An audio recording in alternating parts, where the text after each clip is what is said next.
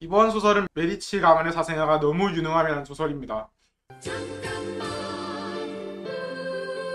우리 이제 한번 해봐요. 사랑을 나눠요. 이 소설은 사실 제가 처음에 연재됐을 때 안 봤어요. 안 보고 굳이 봐야 될까라 생각하다가 안 보고 넘겼는데 완결난 이후에 본 소설입니다. 충분히 소설의 장점과 단점이 좀 많아요. 이 소설은. 솔직히 이 소설은 너무 빨리 끝나요. 대부분의 대체 역사물을 보면은 한 60대, 50대쯤에 이제 은퇴를 하고 그 뒤에 다른 걸 하거나 아니면 이제 그 이후에 세계 내용이 나오거나 그런데 이 소설은 30대에서 20대 때 이미 끝나요. 그래서 너무 좀 아쉬워요. 그 점에서 좀 아쉽고, 그러니까 대충 줄거리가 어떻게 되냐면요. 이 소설의 줄거리가 대한민국의 한 역사 사학과 교수인데 처음 시작할 때 이렇게 논쟁이 벌어져요. 한 사학과 그 학부생이 이렇게 얘기합니다.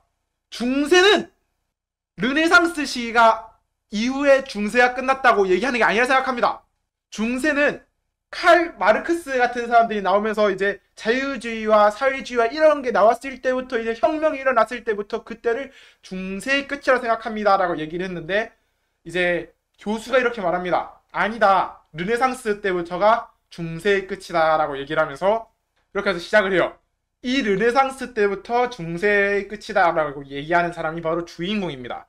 주인공은 이렇게 생각을 해요. 피렌체 만물설. 그러니까 이런 생각을 많이 가진 친구예요. 대부분 역사학자들이 소설에서 그렇다 생각을 하는데 역사학자들은 자신만의 만물설이 있다고 생각을 해요. 그리고 그 피렌체 만물설이라고 생각하는 사람이 바로 이 주인공인 교수고요. 그리고 어느 날 깨어나 보니 그러니까 그 역사학과 교수들과 술 마시고 집 가다가 빵 한강 아래로 떨어져서 그 위에 깨어나 보니 내가 이 당시에 피렌체를 좌지우지하던 메디치 가문의 사생아로 되었다. 근데 이거는 다 개연성이 있어요. 이 부분은 왜 개연성이 있냐면은 메디치 가문의 이 당시에 가주가 14살, 13살 때 사귀던 여자가 있었는데 가문이 반대를 해서 결국엔 헤어지고 그 가문이 이어주는 가문의 여성과 결혼을 해요. 이 사생아가 당시에 말하더는 그 메디치 가문의 가주 예전에 첫사랑의 아이라고 대충 얘기가 나오면서 개연성이 잡히면서 이때 살짝 설득이 돼요. 그래서 초반이 잘 풀어져 나갑니다. 좀 아쉬운 점은 얘도 너무 빨라요. 너무 빨라. 그러니까 아무리 압도적인 천재 레오나르도 다빈치라는 사람을 데리고 있어도 너무 빠르게 나가. 그러니까 얘가 제대로 된 활동을 시작한 게 12살이었거든요. 그래 철학 쪽에서는 막 이름을 펼칠 수 있다 생각해. 왜냐면은 얘가 공부한 게 유럽 당시 사고 얘가 역사학자로서 유럽을 그렇게 공부했으니까 얘가 할 수 있다 생각을 하거든요. 왜냐하면은 교수였잖아요. 교수고 현대 21세기에 태어난 사람이고 얘는 피렌체를 전문을 했기 때문에 그 당시에 뭐 교회랑 싸우는 것도 정말 능수능란하게 잘할 수 있고 철학에 대해서도 공부를 많이 했다 생각을 해요. 그래서 철학에 관해서는 12살 때도 압도적인 능력을 펼칠 수 있다 생각합니다. 왜냐면 이 생각이니까. 그리고 자신의 전문 분야니까.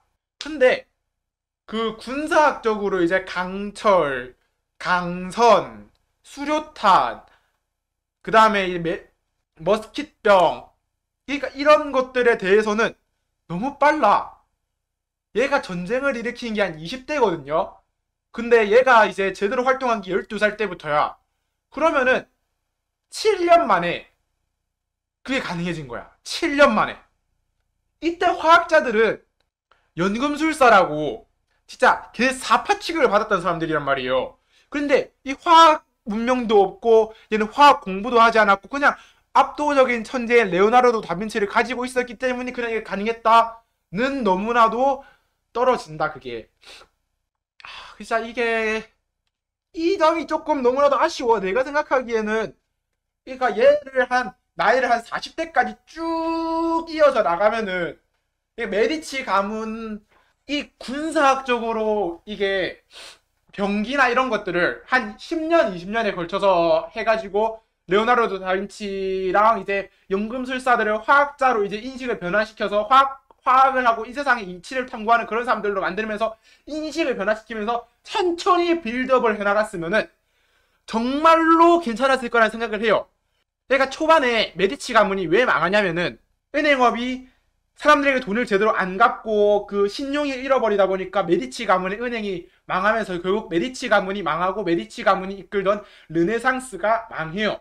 그래서 르네상스가 망했는데 얘네 그걸 막기 위해서 메디치 가문의 사생아가 됐고 그걸 막았어요. 나는 근데 그걸 막는 것만으로도 충분히 괜찮다 생각했는데 레오나르도 다빈치를 12살 때부터 만나고 12살 때부터 이 얘를 겁나 굴려서 20살 때 이탈리아를 통일시키려고 이제 열심히 군사를 만들고 병기를 만들어요. 아 근데 이게 너무 빨라. 얘가 그 병기에 대한 그것도 없고 지식도 없는데 그냥 살짝의 아이디어를 레오나르도 다빈치한테 툭 던져주면은 다빈치가 번뜩 하면서 그래 이거야 하면서 따다다닥 하면서 바로 만들어내 버리는 거예요. 이게 너무나도 조금 아쉽다. 아무리 레오나르도 다빈치가 역사상 정말 천재라고 해도 아쉬워. 그렇게 해서 이탈리아가 결국에는 하나의 왕국으로 만들어져요. 그러면 그 왕국이 된 이후에 신대륙도 발견해서 신대륙에 대한 것도 나올 수 있고 이 많은 떡밥을 풀어놨는데 떡밥 진짜 많았거든요. 떡밥을 엄청 풀어놨거든요. 근데 끝났어. 소설이 그렇게 해서 갑자기 끝난 거야. 그리고 마지막 화에 어떻게 나오냐면은 결국에는 자신이 그 교수로 돌아오고 이 당시에 내가 80살까지 살아가면서 결국엔 어떻게 바꿔놨는지에 대충 실마리만 던질 뿐 그거에 대한 얘기를 하지 않고 끝나. 너무 아쉽다. 소설이 좀 더 잘 될 수 있었고 한 400화, 500화까지 갔었으면 좀 더 괜찮은 소설이 나올 수 있었는데 그냥 200화에서 끊어버린 게 너무나도 아쉬워요. 이 소설은 좀 더 잘 될 수 있고 잘 풀어나갈 수 있고 더 길게 사람들이 돈을 쓰게 할 수 있었고 좀 소재가 재밌었고 그거에 대한 게 되게 재밌었는데 이렇게 끝내버린 게 너무 아쉽다. 그러니까 장점이 확실해요. 얘에 대한 그 장점이 너무 확실한데 단점도 너무 확실해. 장점도 확실한데 단점도 너무 확실해서 얘도 한 2점쯤 될 것 같아요.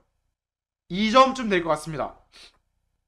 저는 그래도 2점 정도면 여러분들이 그냥 돈 쓰고 킬링타임용으로 볼만하다의 소설이라 생각해요. 아무튼 나쁘지 않은데 나쁘다. 나쁘지 않은데 나쁘다예요. 나쁘지 않은데 나쁘다.